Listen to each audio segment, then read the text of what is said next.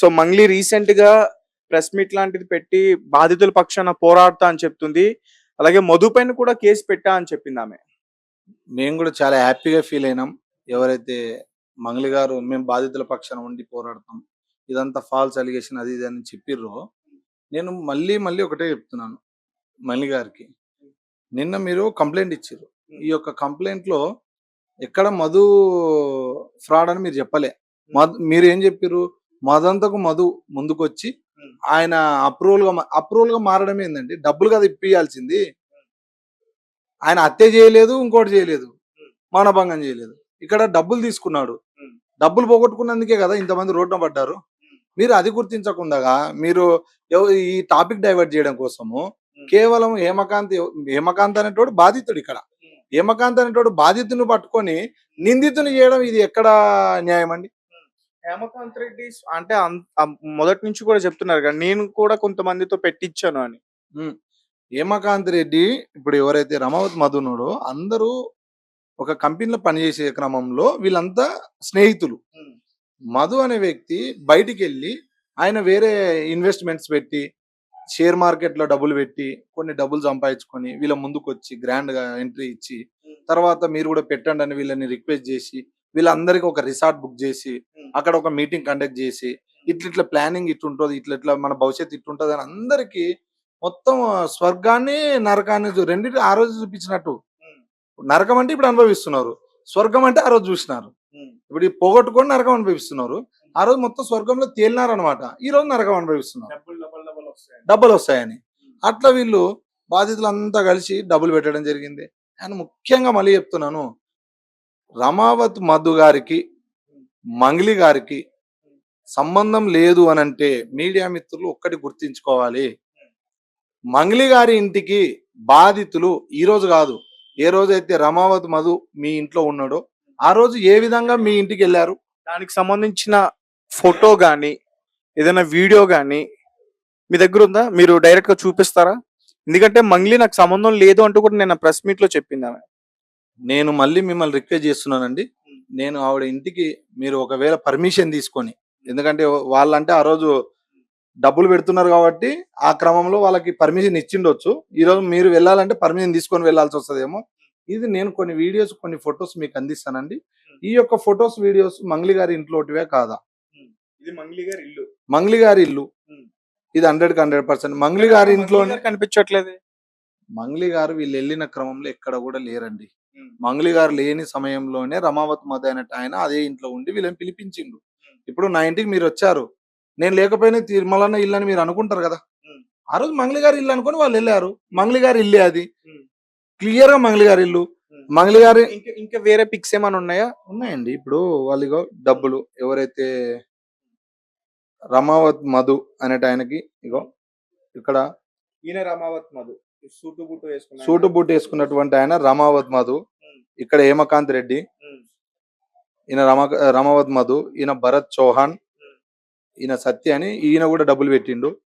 ఇక వీళ్ళందరూ డబ్బులు పెట్టిన వాళ్ళు బాధితులే, వీళ్ళందరూ కూడా బాధితులే అండి. ఇగో అదే క్రమంలోనే వీళ్ళు చర్చలు చేసుకోవడం కోసం మంగ్లీ గారి ఇంటికి ఇల్లు ఇది మన కోకాపేటలో ఉంటదండి. ఇక్కడ చూడండి ఒకసారి విజువల్ చూడు, క్లియర్ చూడండి. ఇది మంగ్లీ గారి ఇల్లు అండి, కోకాపేటలో మంగ్లీ గారి ఇల్లు. ఇది 15th ఫ్లోర్. అక్కడ వీడియో తీస్తున్న వ్యక్తి కూడా హేమకాంత్ రెడ్డి. ఈ రోజు మంగ్లీ గారు టార్గెట్ చేయడానికి ప్రధాన కారణం కూడా ఇగో ఇక్కడ కూర్చొని తింటున్నటువంటి వ్యక్తి రమావత్ మధు. రమావత్ మధుకి మంగ్లీ గారికి సంబంధం లేదని ఏ విధంగా చెప్తాడు? ఇంత క్లియర్ కట్ గా కళ్ళకు కట్టినట్టు ఇక్కడ సాక్ష్యతో సహా ఉండడం వల్లనే ఈ రోజు కేవలం హేమకాంత్ రెడ్డిని టార్గెట్ చేసి ఆయన ఇప్పటికే సూసైడ్ కి పాల్పడితే మేమంతా కాపాడి, అరే బాబు చస్తే రావు, బతికితే డబ్బులు వస్తాయి, నువ్వు చేస్తే నీ కుటుంబం ఇంకా రోడ్డున పడతావు, నువ్వు ఒక్కడే ఈ రోజు రోడ్డు మీద తిరుగుతున్నావు, నీ కుటుంబం మరీ తండ్రి లేనోడు, నీ పిల్లలు ఇద్దరు గుడ్డి వాళ్ళు అవుతారు అని మేము ధైర్యం చెప్పడం జరిగింది. ఈ రోజు కేవలం ఆయన టార్గెట్ చేసి ఆయన చంపే ప్రయత్నం ఈ రోజు చేస్తున్నారని నేను ప్రధానంగా చెప్తున్నాను. నేను మంగ్లీ సిస్టర్ గారికి మళ్ళీ చెప్తున్నాను, మీరు దయచేసి ఇప్పటికి జరిగింది అంతా జరిగింది, మీరు బాధితులకు న్యాయం చేస్తానని మీరంతా మీడియా ముందు ఒప్పుకున్నారు. అంటే మిమ్మల్ని కాంటాక్ట్ అవడం అలాంటి ఏమైనా చేశారా? నేను 100% ఆమెను కలిసినానండి. ఎప్పుడైతే పంజాగుట్ట అప్పుడు కాదు, రీసెంట్ గా నిన్న చేసిన వ్యాఖ్యల తర్వాత మిమ్మల్ని కాంటాక్ట్ అవ్వడానికి ప్రయత్నించారా, లేదా హేమకాంత్ రెడ్డి గారిని కాంటాక్ట్ అవ్వడానికి ప్రయత్నించారా? లేదండి. యాక్చువల్ గా మేము ఎప్పుడైతే ప్రధానంగా ఆమె ఫస్ట్ వాళ్ళెవ్వరు బాధితులు లేరు, సుబ్బు గారే ప్రధానంగా కావాలని నా మీద ఫోకస్ చేసి నన్ను టార్గెట్ చేసి బ్లేమ్ చేస్తున్నాడని అన్నప్పుడు, బాధితులు ఎవరైతే ఉండి ఈ రోజు మీడియా ముందరకు వచ్చారో, మీడియా ముందుకు వచ్చిన తర్వాత మంగ్లీ గారు మధుని మీడియా ముందుకు పంపించడం జరిగింది. ఇది బాగా గుర్తించుకోవాలి. మధు అనే వ్యక్తి అంతకు ముందు ఎన్నో రోజులు 6 నెలల నుంచి ఆయన కోసం వీళ్ళు తిరగని చోటు లేదు, తిరగని ఊరు లేదు, తిరుగుతూనే ఉన్నారు. మధు అనే వ్యక్తి ముందరికి రాలేదు. పటాన్ చెరువులోనే దాపెట్టుకున్నాడు. పటాన్ చెరువులోనే ఒక ఇంట్లో ఉన్నాడు. ఆ పటాన్ చెరువుకు సంబంధించిన వాళ్ళు నేను వెళ్ళి కలిసిన తర్వాత అదే రోజు సాయంత్రం మంగ్లీ గారిని వెళ్ళి కలిశారు. మీరు కావాలంటే నాగేశ్వరరావు గారిది ఈరోజు సీసీ ఫుటేజ్ ఉంటదండి, అడ్వకేట్ నాగేశ్వరరావు గారిది, పూజారి అడ్వకేట్ నాగేశ్వరరావు గారిది, ఆ సీసీ ఫుటేజ్ చూడొచ్చు. అండ్ మంగ్లీ ఇంటికి కూడా వీళ్ళు వెళ్ళారా లేదా అనేది కూడా ఆ యొక్క అపార్ట్మెంట్లలో మీరు సీసీ ఫుటేజ్ చూడొచ్చు. అంటే బాధితులు గత 6 నెలల నుంచి కూడా ప్రయత్నాలు చేస్తున్నారు మధు అనే వ్యక్తిని పట్టుకోవడానికి. ఎక్కడో కూడా దొరకల.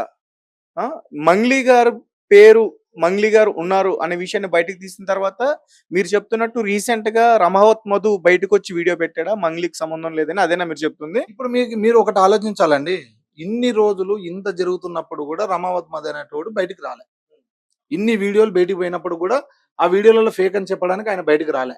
ఎప్పుడైతే మంగ్లీ గారు దీన్ని ఎట్లా చేయాలి, నా తమ్ముడిని ఎట్లా కాపాడుకోవాలి, నా కుటుంబాన్ని ఎట్లా కాపాడుకోవాలనే ధోరణితో ఈరోజు ఒక అబద్ధాన్ని ఇంకా డబల్ చేయనికే మధు అనే వ్యక్తిని మీరు ఎక్కడికో స్టూడియోలోకి అక్కడికి పంపించాల్సిన అవసరం కూడా లేదండి. మీరు ఎక్కడైతే సజ్జనర్ గారి దగ్గర కంప్లైంట్ ఇచ్చిర్రో, ఎక్కడైతే గచ్చిబౌలి పోలీస్ స్టేషన్ లో కానీ, ఇక్కడ నార్సింగ్ పోలీస్ స్టేషన్ లో కానీ, పంజగుట్ట పోలీస్ స్టేషన్ లో కానీ ఇచ్చిరు కదా, అక్కడికి పిలిపించండి. వాళ్ళ ముందరనే న్యాయం జరగని. లేదా ఒక ప్రధాన ఏదైనా టీవీ ఛానళ్ళకి పిలిపించి మీరు కూడా అక్కడ కూర్చొని వీళ్ళకి న్యాయం చేస్తామని చెప్పారు కదా, వీళ్ళందరూ బాధితులు వస్తారు, నేను తీసుకొస్తాను, మీరుండి మధుగారిని పిలిపించి చేయండి. ఇప్పుడు హేమకాంత్ రెడ్డి తీసుకున్నాడు అంటే హేమకాంత్ రెడ్డి మీ ముందరనే ఉన్నాడు కదా, ఎటైతే పారిపోలేదు కదా. ఒక విషయం అడుగుతా చెప్పండి. ఇప్పుడు మీరు పూజారి నాగేశ్వరరావు, మీరు మంగ్లీ, రమావత్ మధు, ఇంకా అడ్వకేట్ సుబ్బు, మీరు కలిసి మీటింగ్ ఒకటి సెటిల్మెంట్ లాంటిది చేయడానికి ప్రయత్నించారు కదా, అది నిజమా అబద్ధమా? సెటిల్మెంట్ కాదండి. యాక్చువల్ గా ఎప్పుడైతే మంగ్లీ గారి పేరు సుబ్బారావు అనే అడ్వకేట్ తీసిండో, ఆ తీసిన క్రమంలో మంగ్లీ గారు అడ్వకేట్ సుబ్బుకి సుమారు 30 సార్లు కంటిన్యూ కాల్ చేయడం జరిగింది. కాల్ చేసిన తర్వాత ఏంటి అని సుబ్బారావు గారు అడిగిన తర్వాత, నా పేరు ఎందుకు తీస్తున్నారండి, నేను ఉండండి, నేను మధుకు కాల్ కలుపుతాను చెప్పండి. మీరు కలిసారా డైరెక్ట్ గా? ఇప్పుడు మనం ఎలా కూర్చున్నాం అలాగా మీరు కూర్చొని మాట్లాడారా మంగ్లీతో? ఆ క్లారిటీ కోసమే మీకు ఇది ఇవ్వడానికి వస్తున్నానండి. ఆమె కాల్ చేసి స్వయంగా మధుకి కాన్ఫిడెన్స్ కాల్ కలిపి మాట్లాడిచ్చిన తర్వాత మరుసటి రోజు పూజారి నాగేశ్వరరావు గారి ఆఫీస్ దగ్గరికి మంగ్లీ గారు పిలిచారు. మంగ్లీ గారు పిలిచిన తర్వాత నేను, అడ్వకేట్ సుబ్బారావు, కొంతమంది బాధితులు ఇక్కడ ఎవరైతే కూర్చున్నారో వీళ్ళందరం కూడా అక్కడికి వెళ్ళాం. 100% అందరు వచ్చారు. అందరు వచ్చిన తర్వాత మంగ్లీ గారు ఒక ఓల్వో కార్ లో రావడం జరిగింది. దిగి ఆమె పైకి వెళ్ళిన తర్వాత కూర్చోబెట్టి సుదీర్ఘంగా ఒక 3 గంటల పాటు సుబ్బు గారితో చర్చించడం జరిగింది. నేను ఉన్నానండి, నేను పక్క క్యాబిన్ లోనే ఉన్నా. మీరు సిసి ఫోటో ఈ రోజు కూడా చూసుకోవచ్చు అక్కడ. తర్వాత మళ్ళీ వెంటనే ఆ సుబ్బు మాట్లాడిన తర్వాత నన్ను కూడా అక్కడికి పిలవడం జరిగింది. నేను లోపలికి వెళ్ళిన, తిరుమల అంటే ఎవరు, తిరుమల అంటే అని ఆమె ఏకవచనంతో నన్ను మాట్లాడడం కూడా జరిగింది. నేను అప్పుడు కూడా జర చూసి మాట్లాడాను అంటే, తిరుమల గారు చెప్పండి అన్నారు. సరే, ఒక సిస్టర్ అనుకుంటున్నా, నాకైతే ఇబ్బంది లేదు, కానీ మీరు మాట్లాడే క్రమం చాలా క్లియర్గా ఉండాలని క్లియర్ చెప్పినప్పుడు కూడా అక్కడ వేరే వ్యక్తులు కూడా సూచించారు. అమ్మ, ఏదైతే నీ పేరు గొప్పది, ఈరోజు నువ్వు ఎంతో మంది అభిమానాలతో కూడుకొని నువ్వు ఉన్నావు కాబట్టి వాళ్ళందరిలో నీకు దెబ్బ తినకూడదు అని అంటే